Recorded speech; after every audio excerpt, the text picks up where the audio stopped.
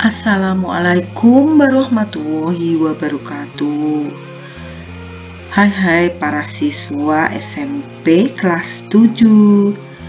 Selamat bertemu dengan pembelajaran di kurikulum Merdeka. Untuk kali ini saya akan review bab 1, yaitu materinya IPA kelas 7 SMP, berpedoman pada buku siswa halaman 41 sampai dengan 44, dan ini merupakan kurikulum Merdeka. Langsung kita mulai. Review yang pertama ya. Soalnya berupa uraian. Di sini ada soal. Jawablah pertanyaan-pertanyaan di bawah ini untuk melatih mengingat kembali pemahaman kalian akan materi yang telah dipelajari pada bab 1. Nomor 1, ada 6 cabang utama ilmu sains, yaitu astronomi, biologi, fisika, kimia, geologi, dan ekologi. Sebutkan fokus masing-masing cabang ilmu tersebut. Dan jawabannya adalah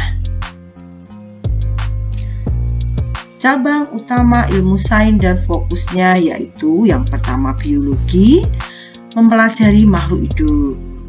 Fisika, mempelajari gejala dan fenomena alam, sifat benda-benda. Kimia, mempelajari zat atau materi dan perubahannya atau reaksi-reaksi kimia. Astronomi mempelajari tata surya, geologi mempelajari bumi dan perubahannya, ekologi mempelajari interaksi makhluk hidup dengan lingkungan. Soal nomor 2. Identifikasikan 5 hal yang akan menimbulkan masalah keselamatan di laboratorium IPA dalam gambar berikut. Berikan alasan kalian mengapa hal tersebut menjadi masalah. Mari kita lihat. Ya, jawaban itu bisa bermacam-macam sepanjang terdapat dalam gambar, ya. Dalam gambar ini yang melanggar peraturan keselamatan di laboratorium misalnya sebagai berikut. Nih ya, berlarian di laboratorium bisa menyebabkan bahaya. Kenapa? Karena ada kemungkinan menyenggol orang yang sedang membawa bahan kimia. Dan kebetulan bahan kimianya itu bahan kimia berbahaya ya. Kemudian yang B, mengarahkan tabung reaksi ke arah wajah ya. Yang menyebabkan apa ini? Gambarnya ini ya, ke arah wajah. Ketika memanaskan cairan di dalamnya, hal ini cairannya akan menguap, bisa mengenai wajah, yang jelas bisa menyebabkan meledak ya. Kemudian selanjutnya, tidak menggunakan jas laboratorium, kacamata pengamat, dan sarung tangan ya. Nih ya, tidak menggunakan sarung tangan saat memegang beker gelas yang dipanaskan. Harusnya membawa jas laboratorium dan juga pengamat. Selanjutnya, mencampurkan bahan kimia tanpa instruksi guru. Bahan kimia yang digunakan mungkin saja berbahaya atau korosif. Hal ini dapat menyebabkan kebakaran atau ledakan atau menghasilkan gas beracun. Nah, ini juga sangat berbahaya. Selanjutnya, rambut yang panjang tidak diikat ketika menggunakan api. Rambut bisa terbakar ketika kena api. Misalkan rambutnya lupa tidak dipujet, riwu-riwu gitu ya. Nah, rentan sekali ketika ada sumber api, rambutnya bisa terbakar. Selanjutnya, bercanda di laboratorium sama dengan berlarian di laboratorium. Ini bercanda, nih malah menyanyi ya. Nah, ini menyebabkan bahaya. Seperti itu. Kita lanjutkan nomor 3. Apakah nama alat-alat laboratorium di bawah ini? Terbuat dari bahan apakah alat tersebut dan apa saja kegunaan alat tersebut? Tuliskan jawaban kalian. Jawabannya adalah ini. Namanya adalah gelas kimia. Terbuat dari gelas atau plastik. Fungsinya untuk mencampur atau memanaskan bahan kimia ya. Sedangkan yang ini namanya tabung reaksi. Terbuat dari gelas atau kaca, fungsinya untuk mencampur atau memanaskan bahan kimia dalam jumlah sedikit, makanya ini ukurannya lebih kecil. Selanjutnya cawan porselin. Terbuat dari keramik, fungsinya untuk menguapkan cairan dalam suatu campuran.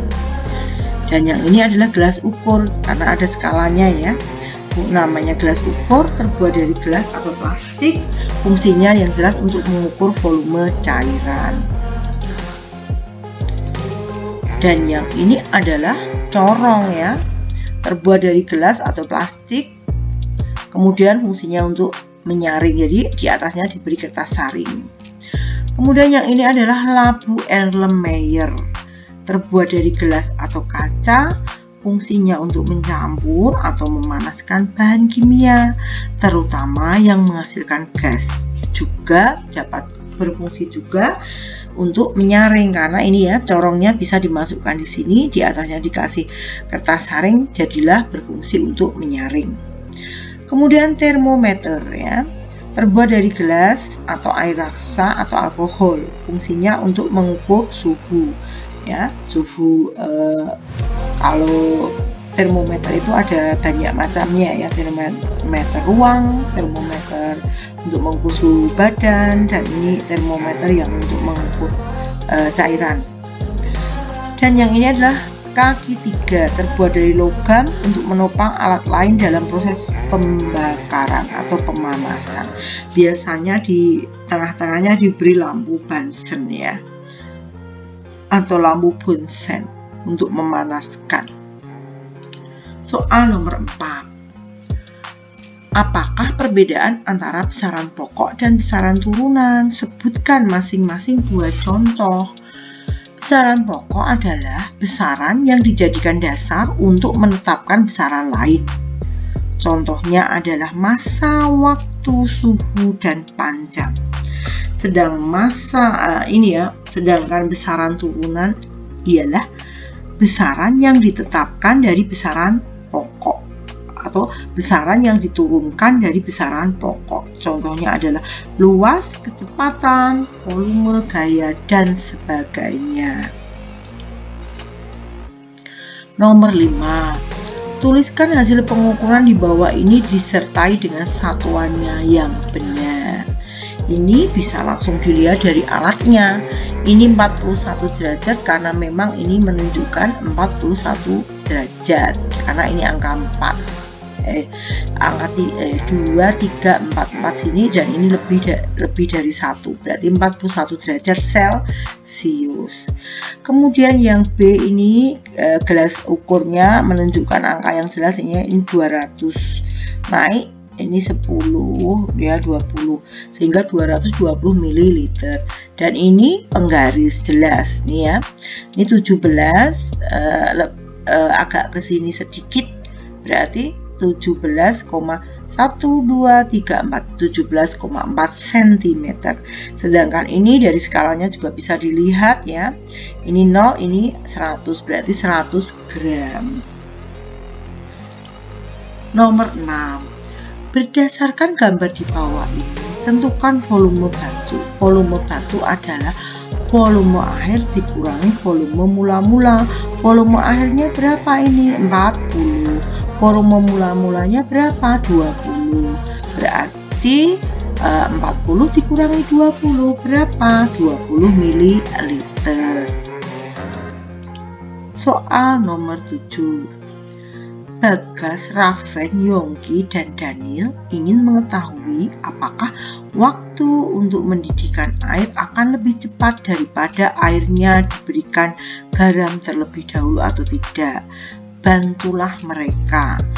Apa yang menjadi tujuan percobaan, apa variabel-variabelnya, dan tuliskan langkah atau prosedurnya. Jawabannya adalah ini.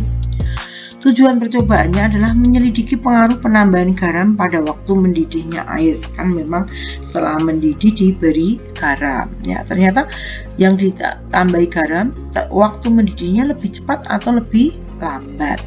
Variabel bebasnya yaitu jumlah garam yang ditambahkan. Variabel terikatnya adalah waktu air mendidih ya. Variabel kontrolnya adalah jumlah air yang digunakan, jenis dan merek mie yang digunakan.